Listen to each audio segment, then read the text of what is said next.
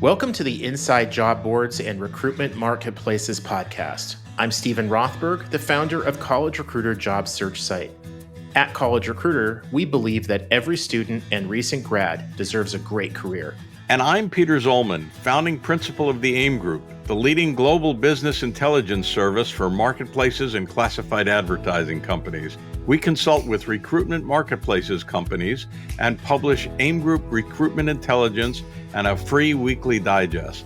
We also host the annual Global RecBuzz conference.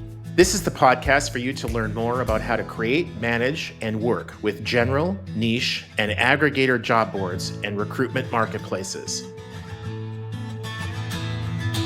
Well, good day, Peter. It's been good to be with you again. Good morning, afternoon, evening, depending on where the listeners are listening. We've got people all around the world, so when we start our meetings or our editorial chats, we always have to say good morning, afternoon, evening. I got people who are at 9 p.m., at 11 p.m., and 6 a.m., all at the same time. And I'm often accused of being all over the place, so I think it fits in very nicely. Well, you are all over the place, and not so much since COVID, but I used to be literally all over the place. You know, 1 week in Asia, 1 week in Europe, all that stuff. Yeah. Well, and it's getting back that way. I've got a lot of traveling coming up this fall and winter, which I'm very excited about. Speaking of traveling and seeing things from all over the world, AIM Group reports. What are you guys looking at this week? I have worked on a 2-part series about teachers. 2 things: the shortages of teachers all around the world. We got about 10 of our people in Southeast Asia and in Latin America and in Europe and in Africa to contribute. There is a tremendous shortage of teachers, and what job boards, recruitment marketplaces can do about that to help them. And the second half is teachers transitioning out of teaching. They may stay in education, but they don't want to be in the classroom. And I did a little search on transitioning teachers, and there are about 7 or 8 sites for transitioning teachers in the U.S. alone. There are some in Europe, some in various other places. What are they qualified for? Where are the jobs for them? Almost all of those jobs pay more than teaching does, which is a shame and a tragedy. And there's the demographic issue of teachers who are getting older who don't want to deal with the, I'll use the polite term, baloney anymore, the bureaucracy and the misbehaving kids, and even worse, the misbehaving parents.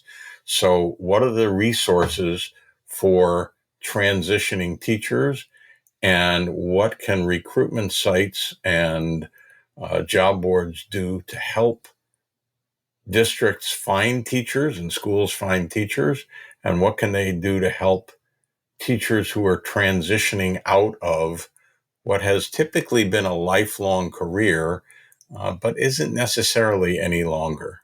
Yeah, my wife's family, a bunch of them are in public education, and one of our closest friends is a 5th grade teacher, and just the horror stories of what's happened over the last couple of years, not just with COVID and people getting sick and the pressure to have the classrooms open, but just all of the political pressures to some for overseas listeners or listeners outside of the U.S. In the U.S., the education is very much local. Each state has its own education departments, and each county, city, etc. I live in a suburb of near Minneapolis, and so our little suburb has its own school district. And within that school district, you've got a bunch of different schools, and it's very convoluted, not at all corporate, how they hire, how they promote teachers, how they compensate teachers, and the pressures that come in from the outside are just completely different than what you see in the corporate world. Well, my wife taught for more than 40 years, and she said, first of all, it's become very politicized, education in general, especially in Florida, where I am. And she said, the kids have changed, the parents have changed, the whole system has changed. And she was very, very happy to retire. It's sad, Yeah. but and so what do schools around the world do to find, retain, and educate teachers and keep them? And what can your job board or recruitment marketplace do to help them?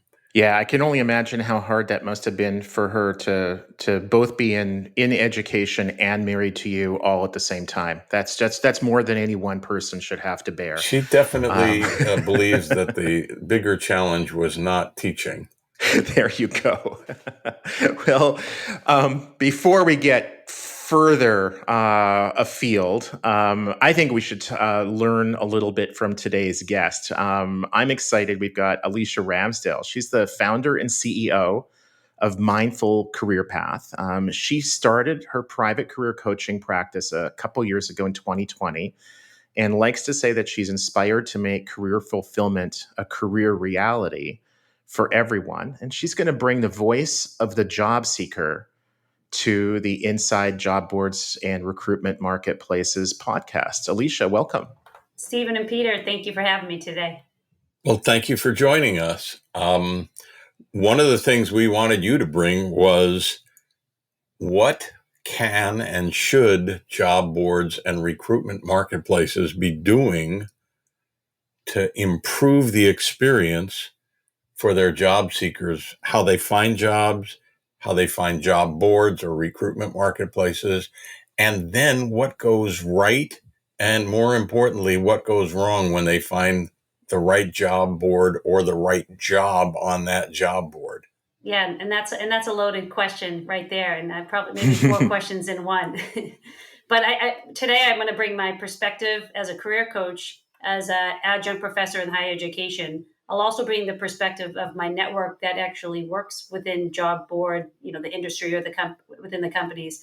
And then most importantly, the perspective from my clients that are out there going through their own job search strategy. So I really would like to say it's threefold.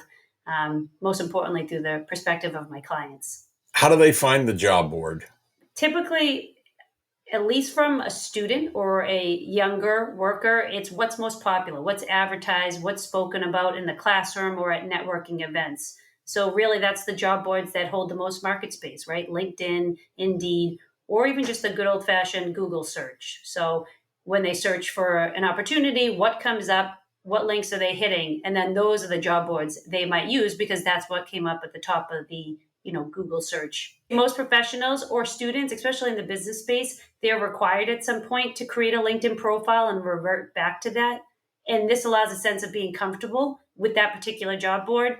And as you know, job search strategy or job searching can be uncomfortable. So if there's a sense of comfortableness with LinkedIn, for instance, in that conversation, that's part of the reasons why clients will seek that out, because it's right in front of them and they're comfortable with it. What do they hate about job boards and the job board experience?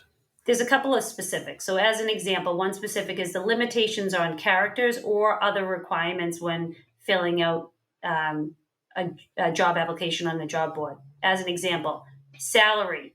Before the conversation happens, before understanding the full scope of the job, when you're required to put salary in an application, but it's limited to dollar amounts, right? There's no available space for a comment, explanation, or the response of negotiable. Clients would rather see, okay, here's the base range, and it could, the final package can be negotiated. The speed of the application process, right? How long is this taking me? Everyone wants instant gratification. The other issue that I see a lot is they complain if they have to upload a resume and then ask to fill out lengthy forms to duplicate that same information through the online forms. Also, job boards, if you're able to opt in and sign up for an email for job matches, clients don't appreciate it if jobs that are sent to them are out of scope, right? And I'm not sure how that happens, but sometimes that happens. Oh, no, it never happens. Yeah.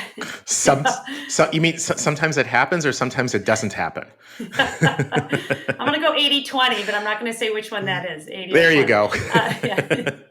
Another thing is lack of organization on a job board. So things like duplicate job postings or postings that are there that have already been filled. So that and also the lack of clarity nowadays. Is it a remote opportunity? Is it hybrid? Is it in person? There's a number of others that we could talk about, but I'd like to try to keep my answers as quick as possible. Well, we were thinking about doing a 4-hour podcast for this episode, and we thought, you know what, we don't have enough time even in 4 hours to talk about all the goods and bads. So we'll just limit it to the typical, 20 to 25 minutes, and let people come back if you like something, it's better to ask for more. So interesting, what you've identified in terms of how people find job boards, Google, word of mouth, brand, etc. That's very much like a lot I would have heard. When you talked about some of the things they disliked, actually some of those are not much discussed between job board owners at conferences like AIM Group hosts, at RecBuzz. I don't recall job boards or recruitment marketplaces talking about the number of characters or having to put in salary information. So that's really good. When you hear from one of the job seekers who uses you as a career coach, if they come and say, hey, I had this great experience, or I went to that site that you recommended, whether it's a LinkedIn or an Indeed or a ZipRecruiter, whatever job board you might have recommended to them, and they say, hey, Alicia, that was great. What are they telling you? Like, what is it that's great about a job board experience? Right. That's a great question. And most job seekers are going to choose, again, what's right in front of them and what is easy. So like we mentioned before, like a LinkedIn or Indeed, something that they're comfortable with. Just two examples. Most job seekers, when they come to me and they said it was successful or they were happy with it, obviously if they got a job from it, but initially they choose a job board that's easy to filter searches or has an easy apply option, right? Also, clients are not looking for, like I said before, not where they have to upload a resume and then when they apply, upload that same information in some sort of lengthy form. So that's part of it. Another item that we already talked about, but I'll say it again, is taking into consideration the option to sign up for job alerts. But again, they regret that choice if they get sent jobs that are out of scope. I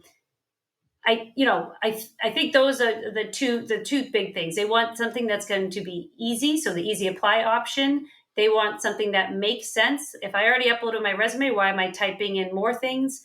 And then obviously the biggest piece is, did they actually get a job from there? I think the last piece that I want to touch upon is, if there is an opportunity for a job board to post a recruiter contact information, that's something that clients that I worked with really enjoy. Somebody to actually talk to at that organization, right? Not just an info at, thiscompany.com. Somebody that they can actually talk to, look up on LinkedIn, something of that nature, so that they can get a real feel for what this role is all about. Because as we know, sometimes job descriptions don't house all of the information of that particular opportunity. So having the conversation with the human being can get you to a place of, okay, now I understand the full scope of the job. Is it worth my time? Is it worth their time to pursue it further? We'll be back right after this break. This is Stephen Rothberg with College Recruiter. I'm a regular listener to the Inclusive AF podcast, and I'm thinking that you'll want to be as well. Co-hosts Jackie Clayton and Katie Van Horn are diversity, equity, and inclusion experts who clearly love what they have in common, as well as what makes them different. In their day jobs, they work to block bias and end systemic racism within companies to help create equitable places of work. In their podcast, they talk about current events that impact historically marginalized groups, and they have fun doing it. They focus on how employers can do better when it comes to driving authentic inclusion within their teams.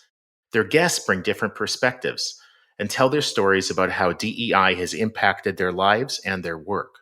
And they give resources and tools to folks doing the work of DEI in their organizations.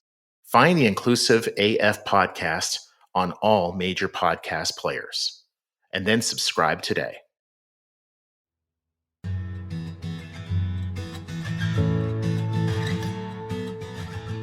Welcome back to the Inside Job Boards and Recruitment Marketplaces podcast. Do you recommend that your clients use niche or niche, depending on who's listening and where they are, niche job boards? I once did some research and found there were 5 job boards specifically for phlebotomists. And there were at least 4 or 5 for HVAC, heating, ventilation, and air conditioning technicians. And I thought, does it make sense for somebody who's a phlebotomist to go on LinkedIn or Indeed, or should they go to, I don't know what they were called, but phlebotomyjobs.com or .org to find those jobs? Are you a big fan of niche job boards? Niche job boards. We're in the States. Niches overseas. Yeah, I think they're an excellent opportunity to take a look into. But I also think the beauty is you don't have to choose one job board over another, right? So you can take a look at that site because it makes sense, right? It's all related to the job that you actually want. But there might be other sites out there that surprise you.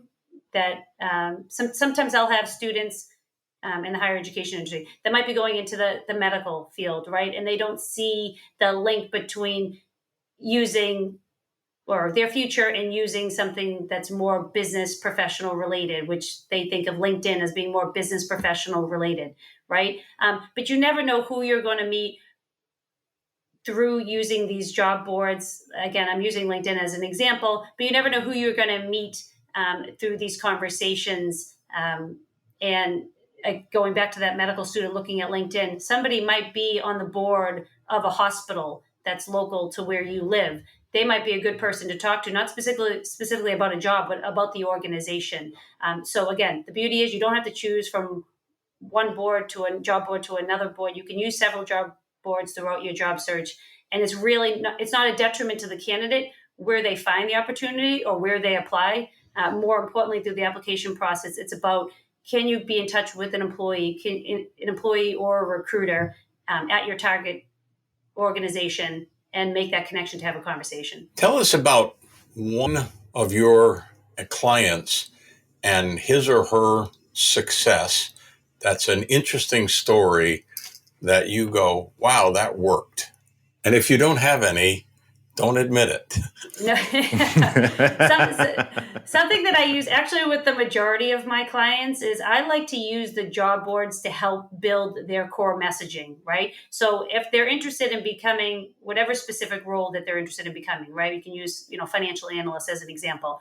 I like them to use job boards to search for those ideal titles. So they can search for financial analyst roles. And then look through those job descriptions and start to pull out that industry language, that industry jargon, and align whatever, when you're looking through those responsibilities, align whatever those ideal responsibilities are with some of their past career achievements, right? And figuring out, okay, what are the typical qualifications for this ideal role? And they can also gain a picture of what companies are actually hiring. And the success that comes from that is that they're more confident in the message that they put out into the universe about, hey, not only do I want to be a financial analyst and I live in Boston, what I want every day to wake up and do are these, and then they can start talking about the specific responsibilities that they're excited to do. And by the way, I also know that company X, Y, and Z are hiring. They've been listed all over job boards. Let me connect with someone, maybe an alumni connection that I can connect with that works within these organizations. So I don't, for me personally, when my clients have success with job boards, it's using them in a holistic approach rather than just narrowing in on one specific job that they're hoping to, attain from this. That's awesome. And it's the value of having a good career coach or somebody else, spouse, partner, whatever, that can give you that kind of advice to look at the job postings, look at the language they're using, look at the organizations, and then make sure that in your communications as a job seeker with those employers that you're using the same language. That greatly increases the likelihood that employer is going to see you, you're going to get interviewed, that you're going to get hired. And I think a lot of job seekers don't appreciate how important that is. So I'm really glad, but not surprised to hear that you're providing that advice to them. I think that we've got time for maybe one more question, and that would be, for me, if you could talk to a job board and recruitment marketplace, and you kind of are here, and tell them this is the one thing that you don't see nearly enough of, maybe at all, and that you think would make a big positive difference for job seekers, including those that are clients of yours, what would that one thing be? Something that I hear often, and I don't know how feasible it is, but if it were possible, people want feedback. So they might get an automatic canned response or rejection, right? They might get a no a month later, 2 months later. If there was a way for companies that obviously are going to market on these job boards to have the requirement to provide feedback, even if it's one line, right? Your resume did not meet the keyword, requirements that we were hoping for, or you don't have the education level we need, or there were 1,000 applicants and unfortunately we're only looking at 50 of those applicants, right? And you weren't one of the top 50. Even if it's as short as that in format, at least the client walks away with some sort of closure. Because when it's just quick no, or a month later they get a no, there's, for an already vulnerable situation, it's just the little dagger turned enough to make them even more stressed out about the job search strategy. And it really, when it has nothing to do sometimes about them as a human being, as a person, it's more just as a candidate and how their resume was set up. It just didn't match, whether it was technology based or from a human perspective, it just didn't line up on that given day in that given moment. Awesome. Transparency, transparency, transparency. It's not a 4-letter word. It's not easy either for an employer, by the way. Right. I've gone through, as an employer, although we don't employ people, we bring them on as contractors, and you get 220 applications for one position, and only 7 of those 220 people follow the instructions in the ad. So do you spend the time sending all 213 of them a note saying, if only you had read the ad and followed the instructions, you might have been considered? It's very easy to press the send application button without paying any attention to what you're applying for. So it works both ways. But I think your point is very, very well taken. And to your point, I think that would be beneficial for the candidate on the other end to see. You didn't take 5 minutes to read the instructions, and that's why you're not a part of the interview pool. I think that would help them in the long run so that they do take the time in their next application process. So as much as it would You'd hurt be for shocked. them to hear, I don't want to go there, but let's just say some of the responses are given remarkable. a lot of credit. Well, Alicia, thank you so much for joining us today. I hope that the job board and recruitment marketplace leaders who are listening will take to heart some of the things that you've shared.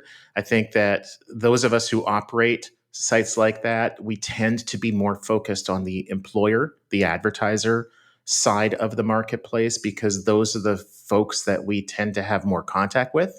And they're also the ones that are sending us money. And we need to remember we're in a double-sided marketplace, which means that we need to take care of both of those groups. For the listeners who want to learn more about you or how to reach you, how would you like for them to do that? Sure. If they go to mindfulcareerpath.com, they can see all of my social media links, and my email address is on there, Alicia Ramsdell at mindfulcareerpath.com.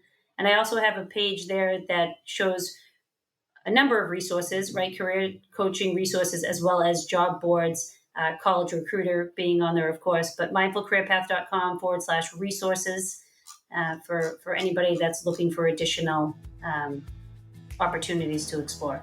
Awesome. Thank you so much. You're welcome. Thank you again for having me.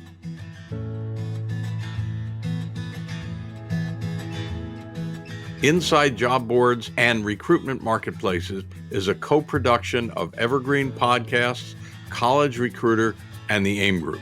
Please subscribe for free on your favorite app. Review it. 5 stars are always nice. And recommend it to a couple of people you know who want to learn more about job boards and recruitment marketplaces. Special thanks to our producer and engineer, Ian Douglas.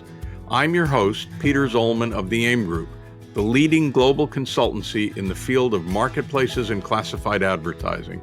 Find out more about our reports on recruitment marketplaces, job boards, and classifieds, including our new Recruitment Marketplaces Annual, at aimgroup.com/reports. I'm your host, Stephen Rothberg, of job search site College Recruiter. Each year, we help more than 12 million candidates find great new jobs. Our customers are primarily Fortune 1000 companies, government agencies, and other employers who hire at scale and advertise their jobs with us. You can reach me at stephen@collegerecruiter.com.